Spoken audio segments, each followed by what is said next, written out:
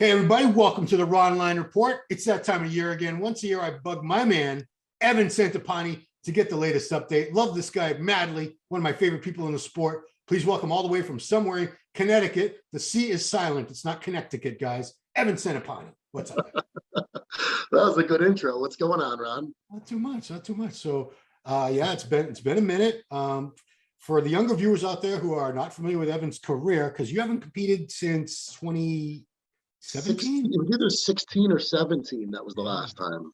It's been a minute, but it was a fairly illustrious career for the geez in a short amount of time.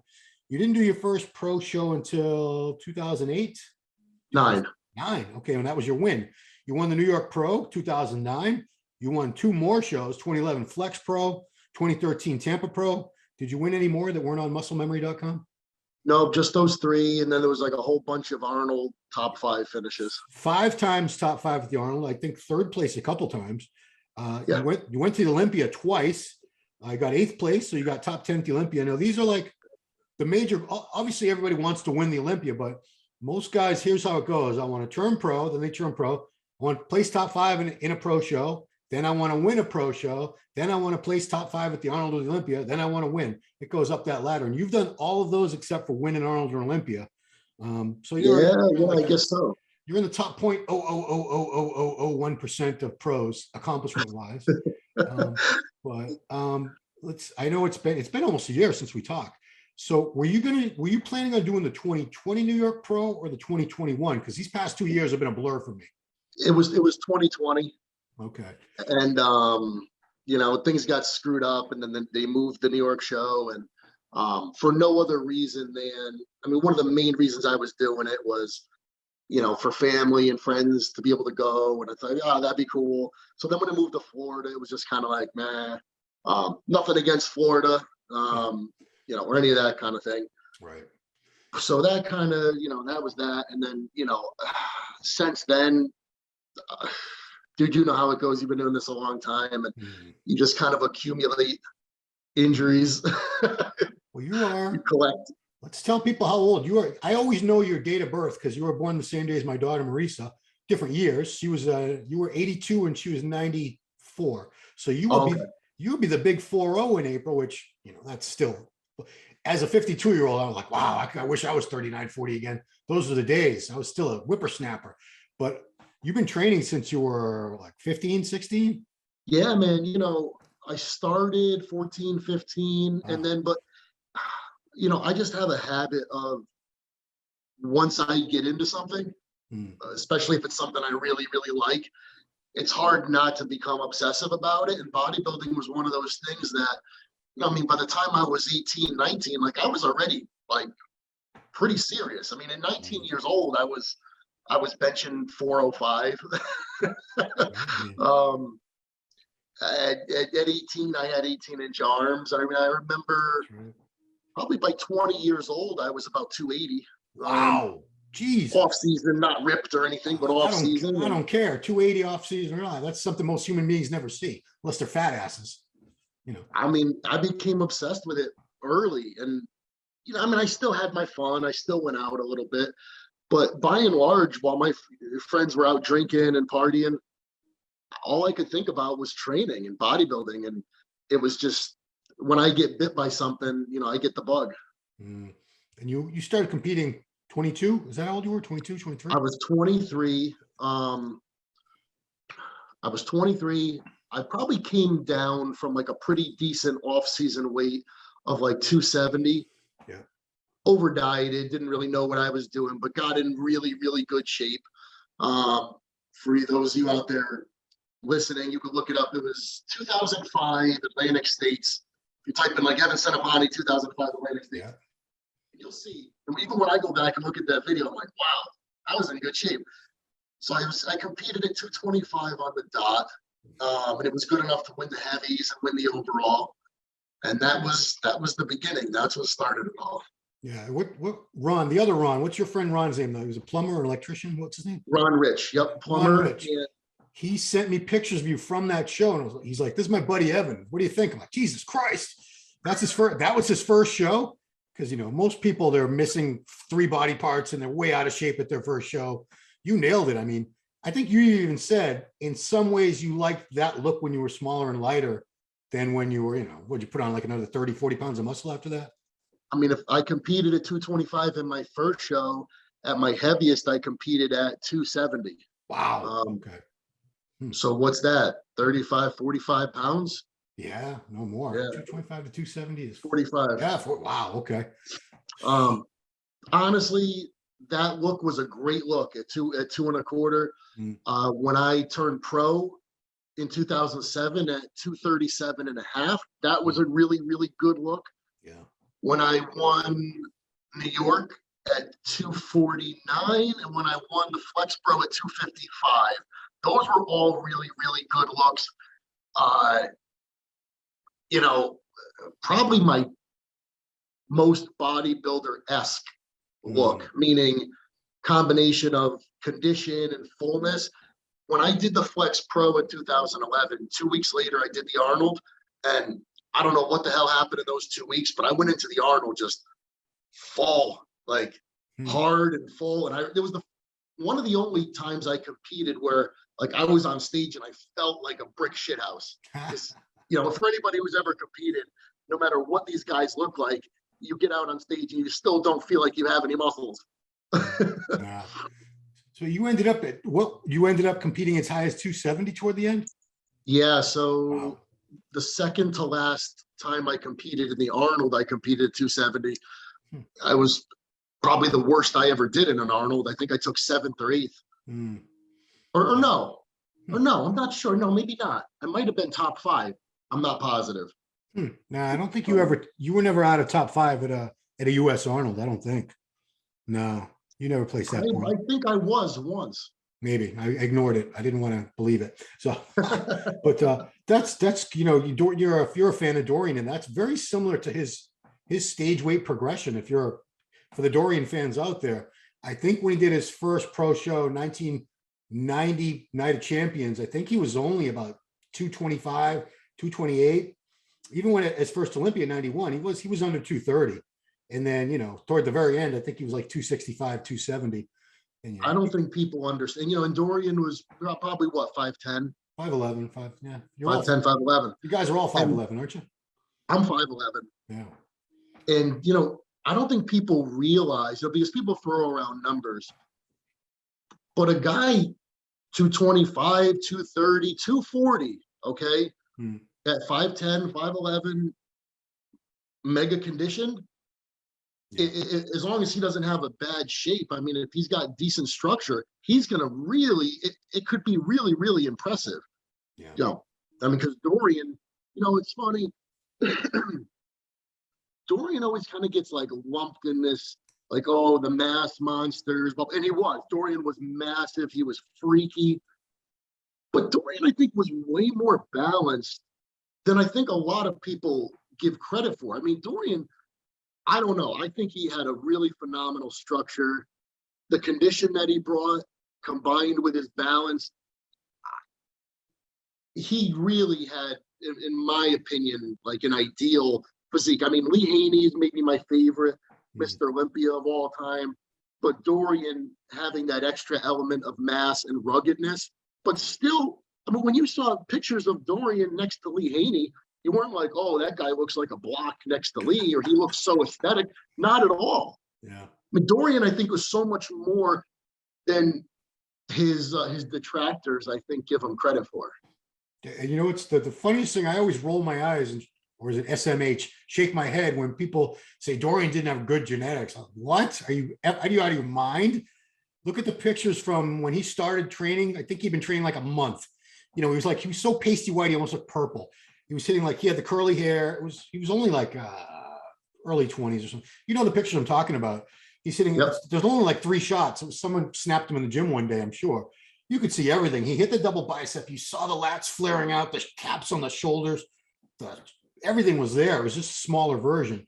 He didn't have the roundness that like Levroni or Flex Wheeler had, but come on. But enough muscle that when he was on stage next to him, he could beat their ass. I mean, Dorian was really, really good.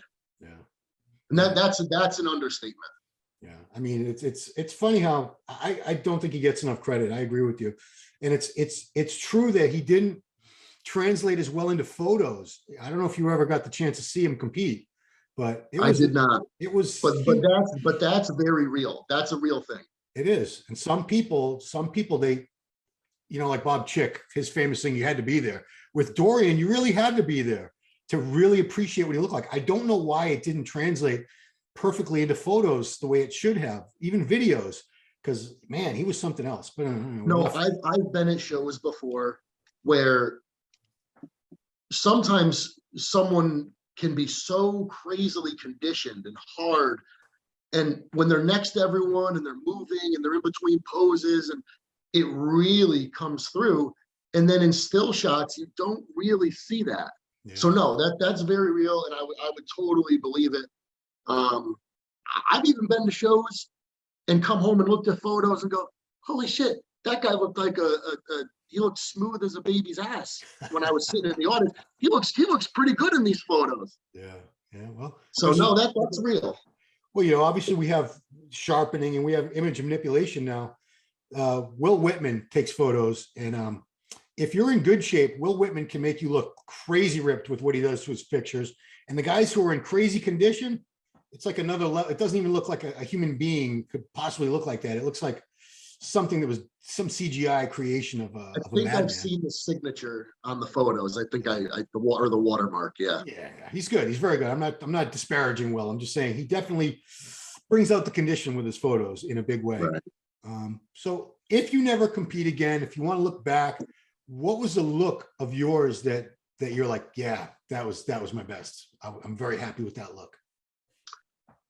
Competitively speaking, Yeah. The 2011 Flex Pro. Okay. New York was great, but I think 2011 was even better. It was bigger and harder, and 2011 was a good look. Okay. But years ago, I remember you saying, you didn't want to train with older guys because they say, I can't do this, I can't do that. You'd want to deadlift, you'd want to do this or that, and they'd be like, no, I can't do that. Are you starting to become one of those guys? What's going on with what joints give you, what things are still really healthy and what things are starting to bother you now? Most upper body stuff is totally fine. Oh. There's nothing I can't do. Oh, cool. The things that really bother me are barbell rows and deadlifts and squats, because there's definitely some kind of issue in my lower back and in my hip. And look, I've never, ever shunned those. I mean, those have been such bread and butter, fundamental core movements for me since I started in my basement, right? At 15, 16 years old, I did that shit. Yeah. And, any show I got ready for, I deadlifted twice a week. And I never did I not squat. And barbell rows for me was like the squat of the back. So I always did that stuff. And I hate to admit it, but it's not like it was. I still do it. I still do all of it. Oh, wow. I refuse to not do it or to give up, so I feel like once you walk away from it, you keep a movement out of your repertoire for too long. Yep. You're not going back to it. True. So I would rather do it with a light weight, reduce the weight, slow down the negative, whatever I have to do, but still do the movement, maybe do it last in the workout, whatever the case may be, but I refuse to give up on it. Wow. Yeah. There's so much wisdom in that, and you don't even know how important that is, because I was never a good deadlifter, but I was a very good squatter for many, many years.